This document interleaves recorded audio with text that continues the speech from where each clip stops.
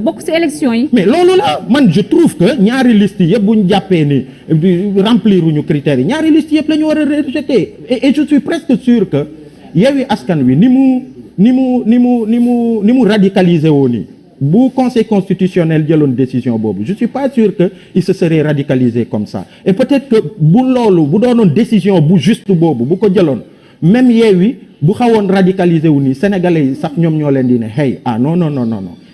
rejeté nañu Benno rejeté nañu leen yéen ñaar ñëpp vous êtes au même pied d'égalité parce que vous n'avez pas respecté les critères mais nag aménager benn porte de sortie boo xamante ni porox ndollu liste titulaire u Benno yi ñu jàll et que opposition Yewwi Askan Wi seeni titulaire ñu téye leen loolu man et puis des suppléants sans titulaire loolu fu mu am te suppléance sax c'est après l'élection lay entrer en vigueur c'est-à-dire Ndiap a été élu et les députés il y a eu des situations qui font que elle peut plus remplir la fonction de député parce que dañ ko kii ci beneen poste parce que dafa am ngant parce que ñu indi suppléant am mais lii c'est inédit et ça nous met face à une impasse bu grave boo xamante ni man jàpp naa ni conseil constitutionnel malheureusement bi nga xamante ni moom moo waroon légiférer pour que mu jël une décision juste nga xamante ni xoolal même sénégalais yi njàpp xoolal même l'opinion des sénégalais sur cette décision là lan la jël leen seen micro même la société civile les sénégalais liste majoritaire liste non c'est en fait c'est impensable man y a tellement de gens qui m'appellent d'ailleurs d'Afrique parce que lépp luy am Sénégal ci ay mbirum démocratie élection day intéresser ñeneen lépp lu Y'en a marre di jibal kàddoom ci Sénégal day intéresser l'Afrique day intéresser le monde mais il y a tellement de gens qui me disent mais qu'est-ce qui se passe chez vous avec ces législatives avec des listes de suppléants qui vont alors que mais tu peux pas l'expliquer avec ces décisions des 5 de ces 7 sages lan la ñu mën a indil parce que déjà Yewwi Askan Wi kon ni nga ko waxee ils se sont radicalisés fas yéene nañ dem li nga xam ne mooy seen rassemblement le 17 bii di ñëw bien vrai que fu mu toll nii le préfet génne na benn arrêté buy xam le ne carrément rassemblement boobu lu mënul gis nga njàpp bi tey boo fekkee benn ponkal bu bëri doole mu jàpp benn xale bu néew doole di ko néewal doole di ko dóor boo ñëwee le premier réflexe que tu as mooy de dire à ponkal bi nga xamante ni moo ëpp doole mu ngi gaañ ki mooy neutraliser ko ne ko arrête de taper et ce pouvoir est en train de taper depuis lors il a tapé sur l'opposition il a éliminé il a utilisé des failles parfois de l'opposition il a utilisé pour di anéantir pour di yokk li nga xamante ni bokkul école même sur l'affaire Sweet Beauté à la base tous les Sénégalais ont dit il faut que mu leer mais bi ci gars yi dugalee seen loxo bugg ko yóbbu fi nga xamante ni yeggu fa les gens ont dit mais stop lii waru doon un prétexte pour le pouvoir pour que mu boole ci bokkul di violer les droits d'un député bi nga xamante ni opposition la bokk pour que di satisfaire say yenn kii nga xamante ni c'est politique donc sur ce cas-ci njàpp bi tey dañu nekk ci impasse bu grave et c'est même difficile de dire que lii mooy solution bi je pense que man sama conviction sur ça mooy que l'opposition notamment Yewwi Askan Wi est dans ses droits il y a une décision injuste qui a été rendue qui favorise la coalition au pouvoir avec ses leaders qui vont aux élections ñu téye des leaders de Yewwi Askan Wi yi nga xamante ni ñu ngi fii ils peuvent pas aller ils ont même une liste sans visage loolu fu mu mën a am. Il y a aussi donc ils sont dans leur droit de manifester d'appeler à des manifestations pacifiques pour que ñu mën leen dégg pour que quand même pour dire stop et man jàpp sur cette question pendant qu'il est encore temps on est assis sur une poudrière et lii nii fi mu ñu mën a yóbbu day compliqué Sénégal ñëpp a ngi koy gis y a une tension ambiante boo xamante ni mu ngi fi pouvoir bi mu ngi arc-bouté wu ci li muy def Macky Sall mu ngi ci arc-bouté wu di ko ci def et l'opposition bi nga xamante ni jàpp nañ ne injustice la ci élection yi ñu jëm décision bi conseil constitutionnel jël ñu commencé seeni cycle manifestation et man j'interpelle surtout société civile bi nga xamante ni ils vont faire des appels oui appel à l'apaisement quel apaisement dans un contexte d'injustice ci élection yi ñu jëm xam nga c'est très compliqué et Macky Sall nous a habitués à ça bu ma ko doon tekkaleeg mbër dafa di mbër boo xamante ni moom jël bu am werante amul problème ci moom xam nga les grands combattants les grands champions de lutte seen volonté à chaque fois mooy jël bu amul benn werante mais j'ai le sentiment que des victoires sans gloire Macky Sall amu ci problème quoi. Mais manque de rigueur bi aussi de la part de voilà aussi bien de l'opposition et des gens du pouvoir aussi. On en parle aussi à l'USAN. Qu'est-ce qui se passe au sein de nos... Non, à ce niveau de responsabilité, voilà. On ne peut pas comprendre certaines erreurs de la part de l'opposition comme du pouvoir. Loolu c'est constaté. Sénégalais yi wax nañ ko ñëpp wax nañ ko. Et je pense que même ñenn ñi ci seen biir ils sont sortis même Yewwi Askan Wi pour dire que ah non pour s'étonner de ce qui s'est passé avec des erreurs qui ont été signalées mais loolu bu amee ba pare justice bi nga xamante ni à un moment moom moo war a décider moom moo war a tëddee njaaxaanaay mu jël une décision juste mais ci biir loolu il prend une décision qui favorise le pouvoir et qui défavorise l'opposition loolu moo dul yoon mooy erreur yi moom c'est dit il y a personne kenn mënul comprendre dégg naa archevêque de Dakar qui le dit à un certain niveau on ne peut pas comprendre que sur la confection des listes que muy am ay erreurs. Le retour des écoles de partis ça s'impose à l'USAN. mais oui l'école des partis la formation des militants ak yooyu donc loolu ça s'impose mais encore une fois njàpp vraiment conseil constitutionnel après la direction générale des élections entériné na benn décision wu direction générale des élections boo xamante ni fi muy yóbbu Sénégal du fu baax te gis nga y a une tension bu grave. Vous craignez les événements de Côte d'Ivoire ou bien l'exception sénégalaise aussi? J'ai de réelles craintes pour la stabilité de ce pays. Et insécurité bi ñëw dolleeku ci avec un État qui n'est pas en mesure d'assurer la sécurité des citoyens parce que ils ont plus investi ci arsenal répressif plutôt que de s'occuper de la sécurité des citoyens. Et en face de ça, justice populaire. Et même question justice populaire boo demee Côte d'Ivoire. Situation ou contexte yu am nii mbirum justice populaire bu ci duggee yi ci mën a dugg comme porox ndoll beneen affaire lay doon njàpp bi tey elle est journaliste elle est à Sénégal 7 ñenn ñi ànduñoo ak moom. ok ci contexte su imbroglio bi nga xamante ni état dafa démissionner sur la sécurité des citoyens justice populaire la ñuy def ci quartier yi. njàpp bi tey da ngay am say noon yi nga xamante ni dañ la bëgg fexeel da ngay génn dugg ci rek ñu yuuxoo la. sàccee nit ñi ñëw balaa ñoo xam fekk fiñ la fekk donc c'est très compliqué. C'est très compliqué, c'est très compliqué. C'est très compliqué. Voilà, gis nañ aussi des dérives aussi voilà suñu nemmeeku des deux bords par rapport ak écart de langage aussi. Qu'est-ce que ça vous fait yéen ñi nga xam ne vous les gens de Y'en a marre yéen a initié woon de nouveaux types de citoyens. Oui, et dans le comportement de tous les jours, on s'évertue à l'être. Dans nos positions, dans nos manifestations, on peut mobiliser des milliers de Sénégalais sans heurts. Donc du coup dafa am situation déjà de escalade verbale bu graw mais gis nga njàpp leadership u njiit ci réew dafa am solo leadership u njiit ci réew dafa am solo mooy leadership boo xamante ni da ngay montrer la voie gis nga président Macky Sall am na taxawaay ak comportement yi mu doon am mu koy fësal di ko doxal ci lu bëri ak ñi mu àndal ba Sénégalais yi ne gongo njiit moo war a joxe l'exemple ci ni muy doxalee ak ñi muy àndal yenn yi buñ ko defee ñu ramener leen à l'ordre xam ni lii bokk ci amul keneen kuy am prétexte ou bien excuse quoi que ce soit. da ngay xool su Wade est un grand monsieur am na fi mu daan yegg day il s'est arrêté 23 juin. bi nit ñi nanguwul ci loi bi. il a permis à un moment où à ceux qui ne sont pas d'accord ñu ñëw taxaw manifester ñi d'accord ñu taxaw manifester. mais Wade aussi n'avait pas un Sonko mais moom laa la wax justement man dama jàpp ne Macky Sall moom moo créé son opposition et la radicalité de son opposition. da ngay xool même ci rang au mouvement citoyen je dis que Wade a eu son Y'en a marre. mais Macky Sall tey il a plus radical que Y'en a marre comme mouvement citoyen lan moo ko waral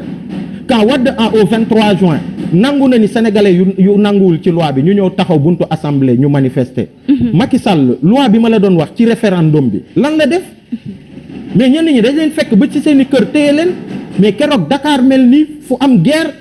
ñu ne du ngeen ko fi waxee nanguwu leen ci loi bi mais du ngeen ko fi waxee te li naroon jug keroog ci contre cette loi wu parrainage bi nga xam gis nga moo ñu indil jéey yi yëpp mais pour man mi nga xamante ni acteur 23 juin la moo ëppoon fuuf ci lu doon bouillonné bugg jóg pour exprimer wu mais Macky Sall ne leen du ngeen ko fi waxee Abdoulaye Wade lu mu metti Idrissa Seck lu ñu conflit bi élection ñëwee daf ko bàyyi mu dem à des élections mais Macky Sall est celui qui de façon malheureusement sans gloire de façon lâche di éliminer ay adversaires am di def yenn yi di gën a parce que njàpp gis nga 2011 tout le combat qu'il y a eu ba mu am ay morts dafa am un message bu peuple bi lancé au président Abdoulaye Wade et son pouvoir bi ñu ko fiy jëlee mu am une aspiration bu profonde pour ñu jiite ñu neneen Macky Sall ñëw nekk en pole position ci opposition bi il en a bénéficié il a été élu. En 2011 aussi il y avait aussi beaucoup de manipulation aussi voilà de la part de l'opposition ak yéen ñi nga xam ne yéen a fait aussi Y en a marre parce que Abdoulaye Wade avait droit à ce troisième mandat. Mais non loolu ça ne fait pas l'objet d'un débat. Ça. Abdoulaye Wade en 2017 bi mu gagné les élections de 2017. Mais les archives sont là. Non, première. Ku mel ni comme Barthélémy Diaz. Ça n'engage que lui. Ça n'engage ses propos. Est-ce que tey la justice sénégalaise Aliou Sané. Barthélémy Diaz li mu wax ci loolu ça n'engage que lui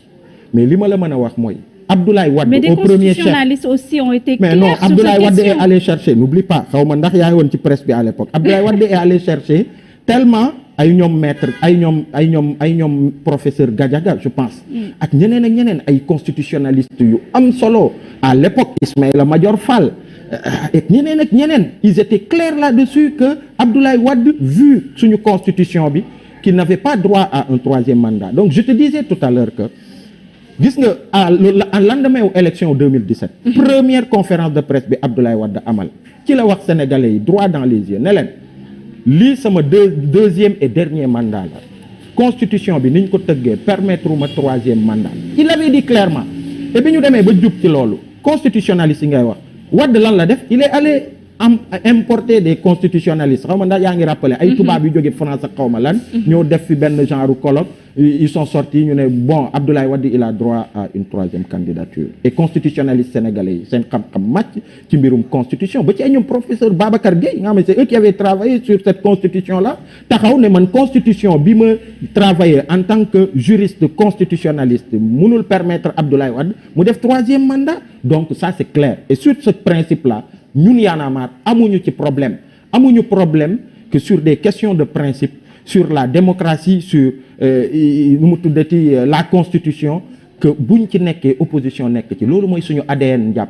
il y a beaucoup de sociétés civiles yoo xamante ni ils ont ce problème même bu dee dafa am ay causes yu am solo yi nga xamante ni buñ ci nekkee opposition nekk ci pouvoir bi da leen di ne non vous faites donc da leen di frustrer da leen di tiital ñun on n'est pas ça et je pense que loolu moo tax sax Y'en a marre mu juddu ba mu am place bi mu am ci échiquier bi parce que y a une frange de la société civile boo xamante ni yenn position yi duñu koy jël parce que bëgguñu pouvoir di leen juger ñun amuñu problème boobu et aujourd'hui on en est encore là sur la question de la troisième candidature de Macky Sall dinañ ci yegg mais toujours est-il que la situation est très compliquée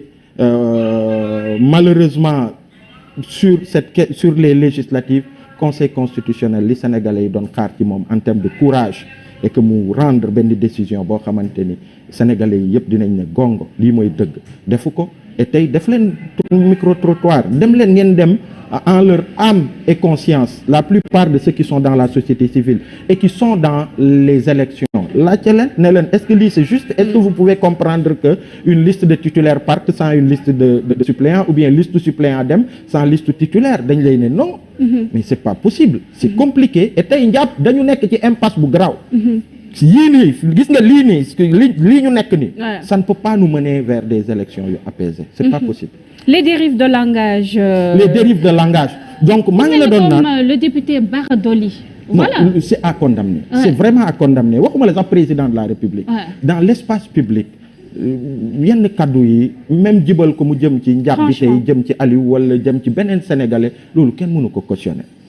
et loolu je te parlais du leadership du président de la République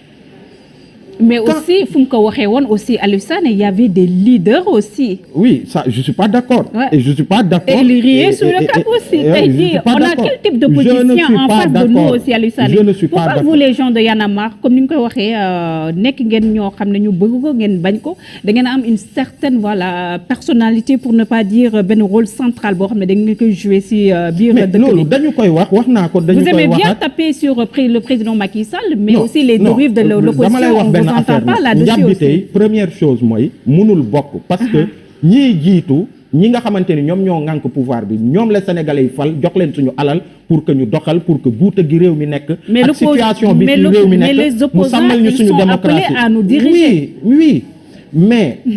li may wax mooy gis nga ñi yor nguur gi notamment le président Macky Sall dafa am devoir d'exemplarité boo xamante ni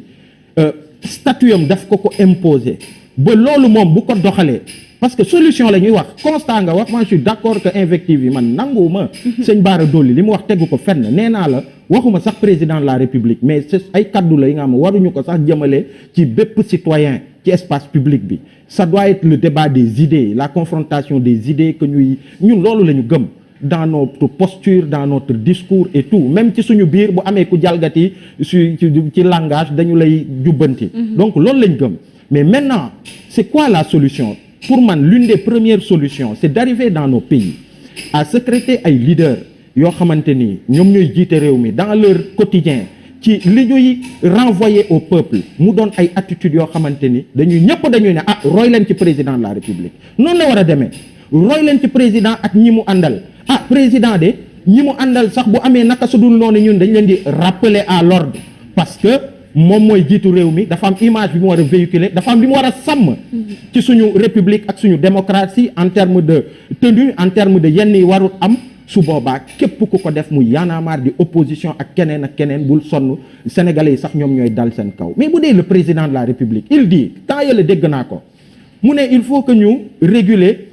insultes yu am ci réseaux sociaux nanguwuñ ko tous les liveurs yi ngay gis que ce soit qui soutiennent l'opposition wala yooyu yenn saaga yi ñun on ne le soutient pas quand le président dit que loolu il faut le gérer il faut que loolu mu dakk parce que kenn warul nekk ci réseaux sociaux yi di saaga et que nga gis njàpp bi tey